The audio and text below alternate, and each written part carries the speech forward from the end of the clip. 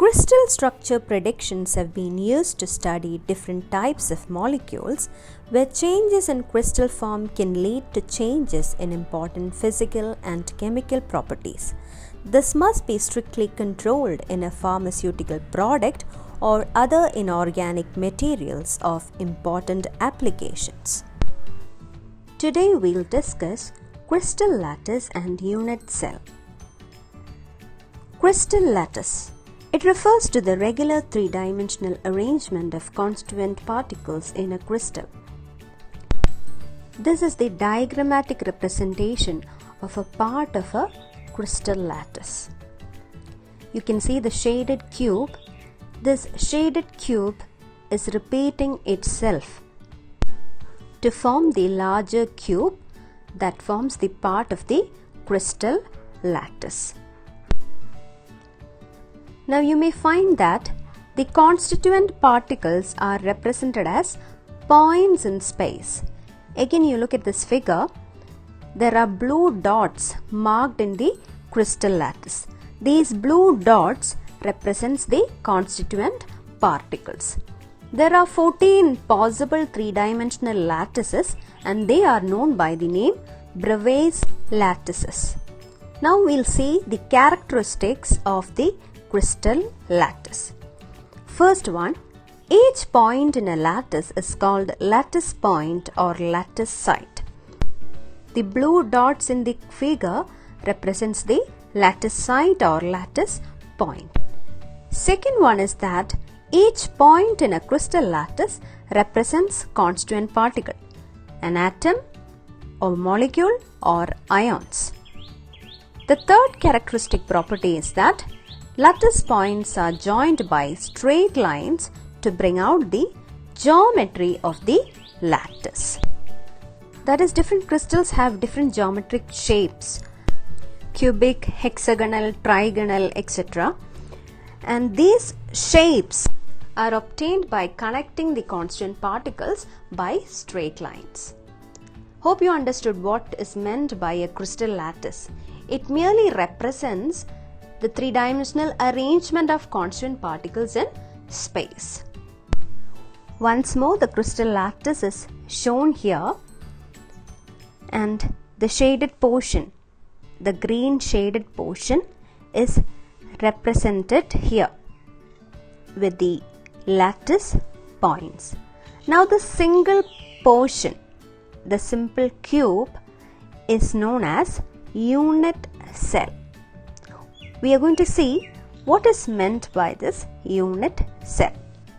Unit cell is the smallest portion of a crystal lattice which, when repeated in different directions, generates the entire lattice.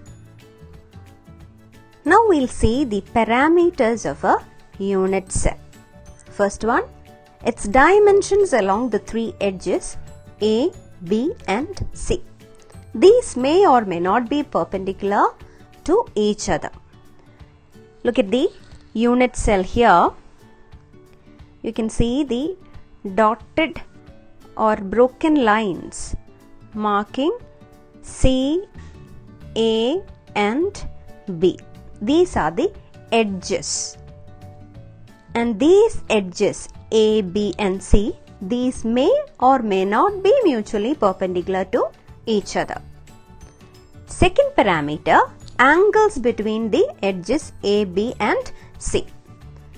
Now the first angle, alpha here, alpha is between the edges B and C. The next angle, beta, here beta is between the edges A and C.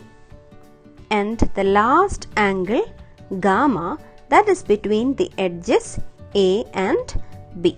So these are the angles, alpha, beta and gamma. Alpha between the edges B and C, beta between the edges A and C, and gamma between the edges A and B. Now we'll see the broad classification of unit cells. So unit cells are broadly classified into primitive unit cell and centered unit cells. First we'll see the primitive unit cells. Constituent particles in a primitive unit cell are present only on the corners. Look at the corners, the ones I'm showing. So the particles are present only at the corners. This is the meaning of a primitive unit cell. Second one, centered unit cell. Centered unit cells are of three types. Centered unit cells means in addition to particles at the corners, constituent particles will be present on other parts of the unit cells also. The first type is body-centered unit cell. A constituent particle is present at the body center in addition to the ones at the corners. You can see this particle at the body center in addition to particles at the corners. So this is a body-centered unit cell. The second type of centered unit cell is the face-centered unit cell. What is a face? This is a face of this unit cell, one of the faces. At the center of the face, there will be a particle. So, in this face-centered unit cell, in addition to the particles at the corners, on all the face centers, you will have a particle. Such unit cells are referred to as face-centered unit cells. There are already particles at the corners, but in addition to that, there will be particles on the center of faces. In this particular unit cell, there are 6 faces.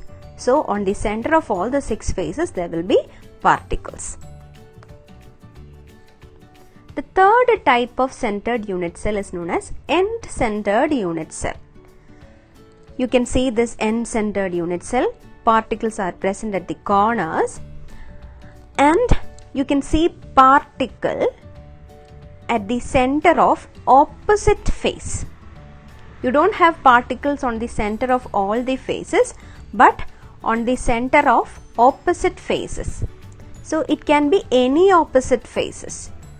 So there are 2 types of unit cells, the primitive unit cell and the centered unit cells. Centered unit cells are again of 3 types: body-centered, face-centered and end-centered.